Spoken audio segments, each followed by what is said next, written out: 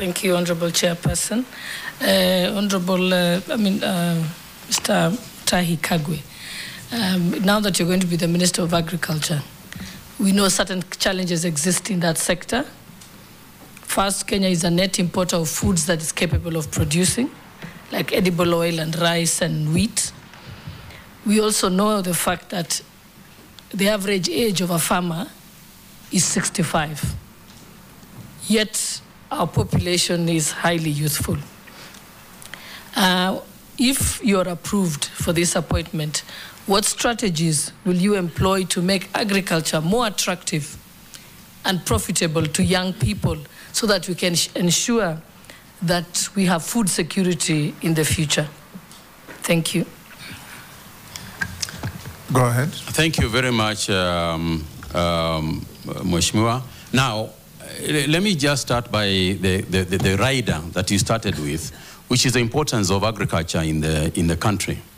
And to say that over the years, the problem that you have alluded to, the issue of food importation, the issue of youth, has been around with us.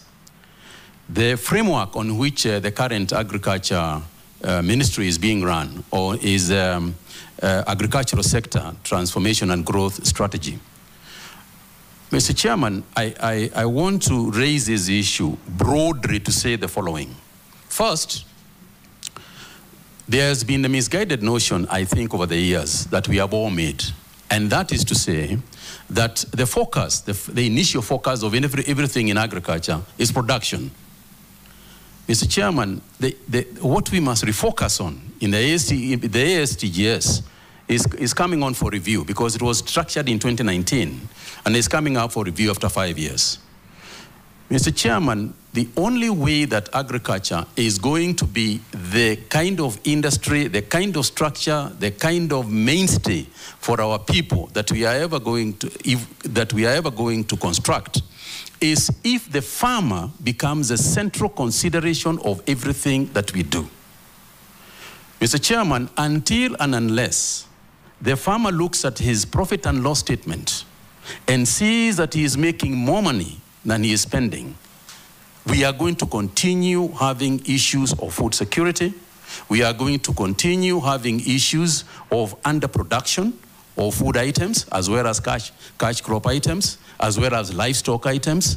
So the focus to me, and what we must begin to philosophize about, has got to be, how do we put more money in the farmer's pocket?